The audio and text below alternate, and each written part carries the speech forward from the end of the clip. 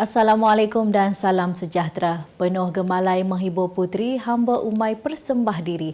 Terus bersama saya Umay Wahid dalam 15 minit MMTV edisi 5 Mei 2023. Kalau dia ada SD, tunggu masa parlimen bawalah usul. Tiada masalah. Ini setiap minggu jadi macam mengigau mingguan.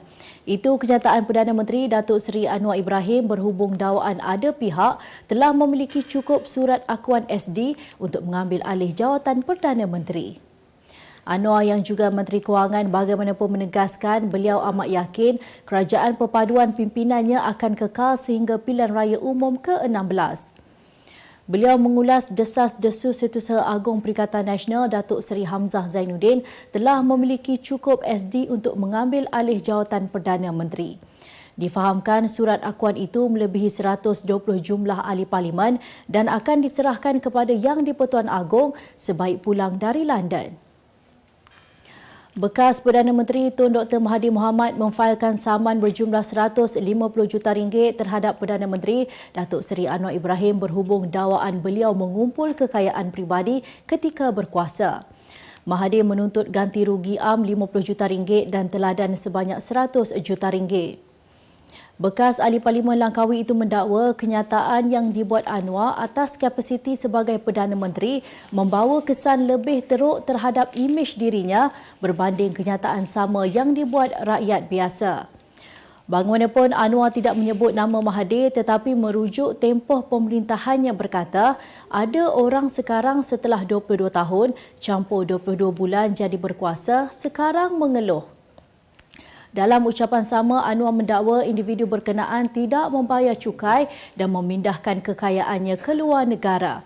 Menurut Mahathir, dakwaan Anwar itu jelas terhadap dirinya kerana laporan media mengenai ucapan itu menyebut namanya. Kerusi Menteri Besar Selangor sebelum pilihan raya negeri PRN akan datang terus menjadi sebutan walaupun kuasa pelantikannya terletak di tangan Sultan Selangor Sultan Sharafuddin Idris Shah berdasarkan wakil parti paling ramai dalam Dewan Undangan Negeri. Ini kerana terdapat 6 nama menjadi bualan iaitu daripada Perikatan Nasional, bekas Menteri Besar Datuk Seri Muhammad Azmin Ali dan Pesuruhjaya PAS Selangor Datuk Dr. Ahmad Yunus Hairi. Daripada Gabungan Pakatan Harapan dan Barisan Nasional pula, Menteri Besar Datuk Seri Amiruddin Syari dan Datuk Seri Tengku Zafrul Aziz. Malah ada sumber mendakwa Tengku Zafrul akan menjadi Menteri Besar selepas Ketua UMNO bahagian Kota Raja itu dikatakan akan bertanding di DUN Kota Kemuning dan tetap dipilih walaupun Barisan Nasional hanya menang kerusi tersebut. Dua nama lagi menjadi bualan adalah bekas pemimpin UMNO Khairi Jamaluddin Abu Bakar dan Tan Sri Noh Omar yang dikatakan menjadi sandaran kepada Perikatan Nasional untuk merampas Selangor daripada Pakatan Harapan kerana masing-masing mempunyai pengaruh dan kekuatan tersendiri. Sementara itu, Ketua Pemuda UMNO Selangor Datuk Muhammad Imran Tamrin menjangkakan berlaku perubahan di peringkat persekutuan selepas PRN nanti berdasarkan dinamik politik. Pengerusi Pakatan Harapan Kedah Datuk Mahfuz Omar menegaskan agar Menteri Besar Kedah Datuk Seri Muhammad Sanusi Mat Noor segera membayar saman fitnah sebanyak RM120,000 berserta kos tambahan atau notis kebankrapan akan difailkan terhadapnya. Mahfuz menjelaskan sekiranya Sanusi terus melengahkan bayaran saman itu, maka dia akan berbincang dengan peguam dalam tempoh terdekat termasuk menyita aset Menteri Besar itu.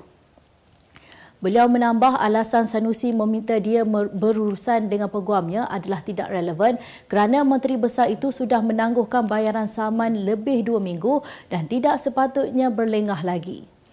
Pada 3 April lalu, Sanusi gagal dalam rayuan saman fitnah berkenaan selain Mahfuz memohon menaikkan saman terbabit. Terdahulu pada 9 Oktober 2019, bekas ahli Parlimen Pokok Sena itu memfailkan saman terhadap Sanusi berhubung hantaran Facebooknya pada 30 Julai tahun sama yang mengaitkan dia dalam isu pemindahan premis judi ke kawasan tersebut.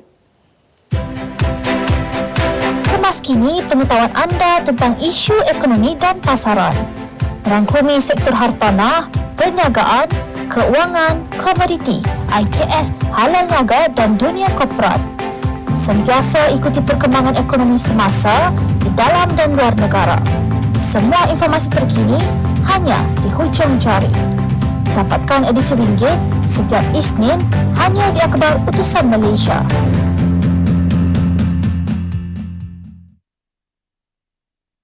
Kita kembali lagi. Seorang kerani didakwa di Mahkamah Magistrate hari ini atas tuduhan menggunakan seterika dan air panas untuk mencederakan pembantu rumah warga Indonesia sejak tahun lalu. Lok Chi Hoi, 43 tahun, bagaimanapun mengaku tidak bersalah selepas pertuduhan dibacakan jurubahasa di hadapan Magistrate Atiqah Muhammad Saim. Susulan pengakuan tidak bersalah itu, Timbalan Pendakwa Raya Nadia Elina Jamaluddin Akbal tidak menawarkan sebarang jaminan terhadap Chi Hui kerana pertuduhan itu termasuk dalam kesalahan tidak boleh dijamin. Bagaimanapun, Peguam Bela Chi Hui, Varghese Oni merayu jaminan minimum atas alasan anak guam perlu menanggung 4 anak berusia antara 2 hingga 15 tahun.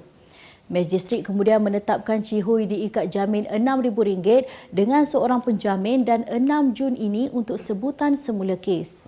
Sementara itu, Chi Hui dan suaminya Lam Kahwai turut mengaku tidak bersalah atas tuduhan melakukan eksploitasi pengabdian dengan menggunakan kekerasan terhadap wanita berkenaan pada tarikh sama.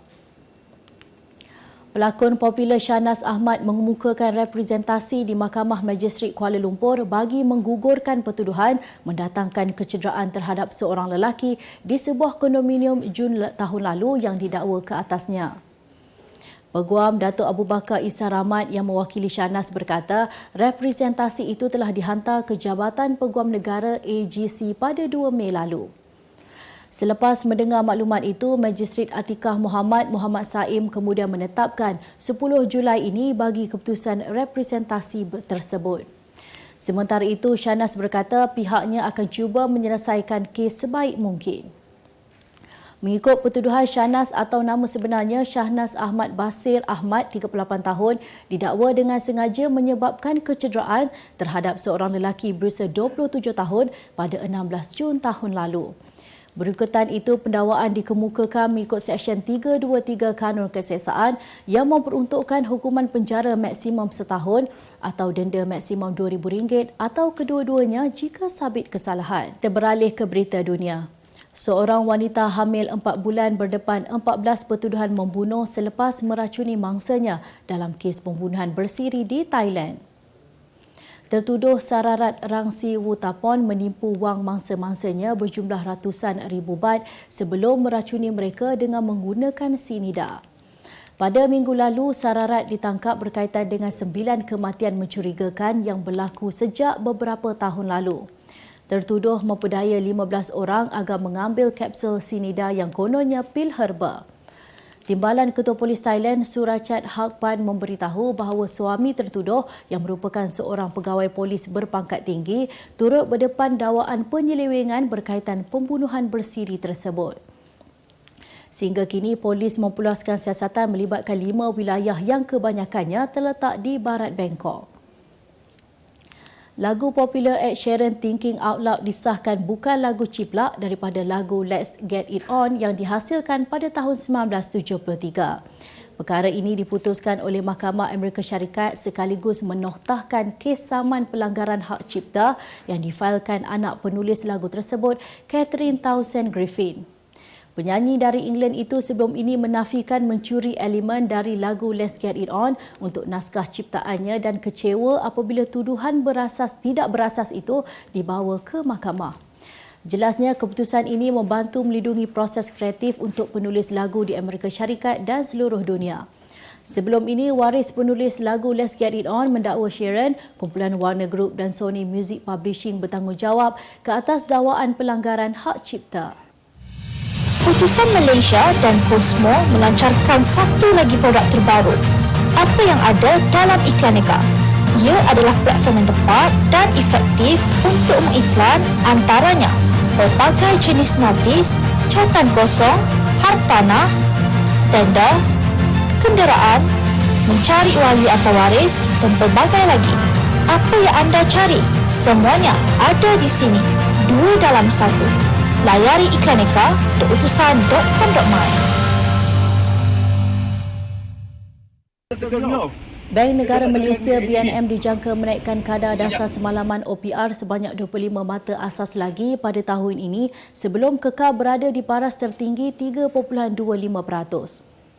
Pakar ekonomi Profesor Emeritus Dr. Barjoya Bardai berkata, kenaikan 25 mata asas itu diunjur berlaku semasa mesyuarat jawatankuasa dasar monetari MPC pada Julai atau November akan datang.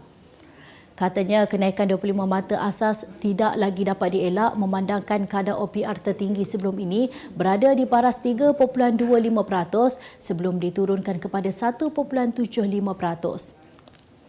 Kemarin BNM membuat keputusan untuk menaikkan OPR sebanyak 25 mata asas lagi kepada 3% selepas kali terakhir ia dinaikkan pada November tahun lalu. Keputusan BNM itu sekaligus menolak jangkaan majoriti pakar ekonomi yang meramalkan OPR akan dikekalkan pada 2.75% sepanjang tahun ini. Kita ke berita sukan. Tema batik dipilih sebagai busana rasmi ketika perarakan masuk kontingen pada upacara pembukaan Sukan SEA 2023 di Stadium Nasional Tekno Morodok malam ini. Ketua Kontingen Negara CDM Datuk Muhammad Nasir Ali menjelaskan pemilihan batik bertujuan untuk mengetengahkan identiti Malaysia kepada negara serantau. Meskipun rekaan busana kali ini tidak mendapat sentuhan mereka terkenal, namun Nasir memberi bayangan kontingen Malaysia tetap akan tampil segak dan bergaya. Tambahnya, rekaan kali ini juga mementingkan keselesaan memandangkan keadaan cuaca tempatan yang amat panas ketika ini. Sementara itu, atlet karate negara Arshad Mendran diberi penghormatan untuk menggalas tugas sebagai pembawa jalur gemilang. Kekalahan Manchester United dalam perlawanan menentang Bridgton di Stadium Amex awal pagi tadi bagi aksi Liga Perdana Inggeris dilabel amat memalukan oleh jurulatih Erik ten Hag. Kekalahan itu dikira mampu menjejaskan peluang Manchester United untuk memburu tiket ke Liga Juara-Juara musim depan. Sepakan penalti Alexis Mac Allister pada minit ke-9 waktu kecederaan selepas bola terkena tangan Luke Shaw memberikan kekalahan ke-8 buat skuad The Red Devils musim ini.